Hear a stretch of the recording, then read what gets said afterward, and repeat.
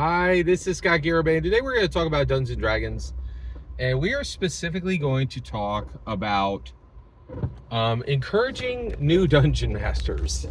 All right, and we're going to do that from the context of an encouragement I received today, which was super encouraging, and I really loved it, and I want to share it. Okay, so one, I love Dungeons and Dragons so much, and a lot of people do, and a lot of people want people to dungeon master, right? But there's huge debate that rages 5 decades later on how to start a new dungeon master, right?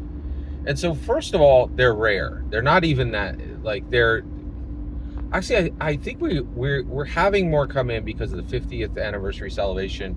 You know what? I think maybe new dungeon masters are not that rare anymore. They're starting to become, I don't want to say common, but they're not rare, right? We have new dungeon masters coming in. So how do we encourage them? So first of all, I want to explain the encouragement I got today, and that's the kind of encouragement you should get, and that's the expectation you should get. So right now, I am literally coming back from roller skating. So sad face Scott, I'm going to tell you this. I have stopped biking, and it's terrible. It's an absolutely abominable reason why I've stopped biking, and I blame the Democrats. I no longer bicycle, and the reason why is I've done it twice. I've bought $1,000. I bought a $600 or $700 bike, and spent 2 or 3 years putting $300 to another $600 into that bicycle, and then and I get everything set, right? Like, I get everything configured the way I want it. The bike is perfect, and it gets stolen. And in America, you could steal a bike. There is absolutely no, I don't even report it anymore. There's no, you could barely get people to help you with a stolen car, let alone a stolen bike. The forces in America that would be in charge of returning a stolen bike have so much bigger fish to fry, and there's no urgency on reporting a stolen bike, and there's no sympathy, right? It's abominable. It is just abominable. And I'm sick of spending years getting a bike perfect, and then this abominable monster human just walks in and takes it, right? And strips it for parts, or spray paints the entire thing one color over the gears and everything, and is riding your bike, a day later, or has sold it on eBay, right? Or not sold it on some social server. I don't think that's a problem with eBay. I would bet that there'd be some other site that would sell it. I'm sure the honorable, reputable eBay site is not where stolen bikes are stolen. I'm sure it's some other site, right? Like, so yeah. But it crushed my spirits. I can't do it anymore. I loved bicycling, and I cannot go through it again. I can't build a baby, and somebody just spends 30 seconds of greed and avarice and inhuman, monstrous behavior, and everything you build over 3 years is gone. I just cannot do it, right? So it's and the bike I have right now, I hate. It doesn't feel like mine. I don't feel comfortable on it, and I can't bring myself. And I got it at a reasonable amount, and maintenance is very costly. I'm so frustrated, and I'm ready to vote for Trump to get a world where my bicycle isn't stolen, right? Like that. I think I care more about that than many other issues, right? Like, it's incredible, right? It's just okay. So I'm roller skating. Because guess what? I know where the heck they are, right? And I can keep them in my house, and they can't be stolen, right? It's just one, and it is astronomically difficult. It is very hard. I'm learning to roller skate. I roller skated a few years back, but then I had a period where I wasn't able to, and now it's like I'm relearning all over again, and it's not like riding a bicycle, right? And it's just, I cannot tell you how heartbreaking it is to have your bicycle stolen, and nobody gives a crap, and no one will help you, right? And not only that, but you're positive it's going to happen again. You're positive, right? Like, and nothing will change. There'll be no sympathy. No one will aid you with anything. It's never going to be returned, and the people who stole, there'll be no justice until Judgment Day. But man, I think the Lord is going to set up a special circle in our place for those people. I think it'll be a special circle in the hot place just for people who stole bicycles who never asked Jesus for forgiveness. And shockingly, Jesus would give. That's why you should go to Jesus Christ. He would actually forgive you for stealing Scott Gary's bike. But I will not. Right? Like, that's the problem. Right? It's so frustrating. It's so frustrating. So I'm rollerblading. I'm sorry, I'm not rollerblading. I'm quad skating, and it is abominably difficult. And right now, in the wintertime, I'm going to go in a rink. But right now, I could skate for free outside, but it's hard, and I fall a lot, right? And I'm on this trail with a bunch of walkers and bicyclers. I don't know how they keep their bikes unstolen, but you know, and so.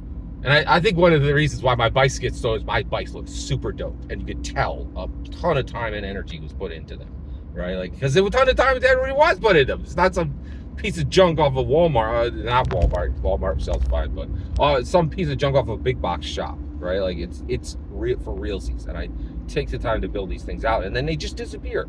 And it's astonishing that, you know, the 10 minutes of greed outweighs 3 years of labor and love, right? It's so frustrating, right? And I blame Biden, I blame Harris, and I cannot wait to vote for Trump just to get a world where my bicycle isn't stolen. I'm so frustrated with this. All right, thanks. And you're like, wait a second, Scott, you're talking about D&D. Guess what? Go look at D&D's Twitter feed. You're going to see a lot of politics. So if you think that Dungeons and Dragons is not connected to politics, you're simply not paying attention, all right? So all this happens, and I'm roller skating, and I fall about 4 times on literally, like, I did this 10 minutes, you know, I'm driving away from that spot, right? Like, and I fell like 4 times. And whenever you fall, it's really frustrating because what everybody does the same thing. Are you okay? Are you okay? And you desperately want to just say, please leave me alone. Just go elsewhere. I'm going to fall a lot. You know, I know you mean well, but you know, you're just highlighting my failure. I despise you talking to me. Please go away. Right? Like, and you know, but you have to say, yep, good to go. Thank you. Good to go. Thank you. You know, and you're so used to it, you just keep saying it, right? And I had a different interaction, right? And it shocked me. That's why we're talking right now. She was an older lady. I think she's about 50, maybe close to 60. And she was walking a dog on the trail in a small dog carrier, right? Dog looks out at me, like, just laps its tongue, and I'm like, hey, dog. And the lady says, are you good, right? Just ask the question a little bit different, you know, not are you okay? Are you okay is the normal. And I was like, yes, thank you, right?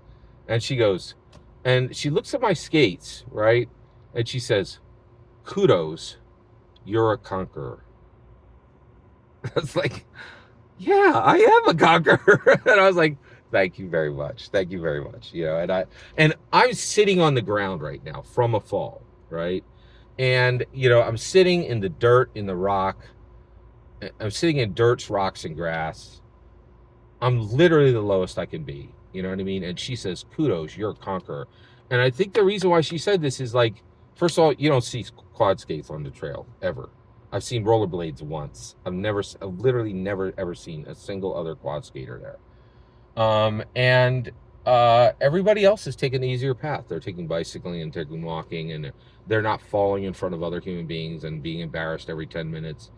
And I was just so incredibly encouraged by her encouragement. It was the right encouragement. And I think when we look at newbie DMs, we're like, new DMs, we're like, hey, the worst thing you could do is, this is gonna be so easy. It's gonna be great.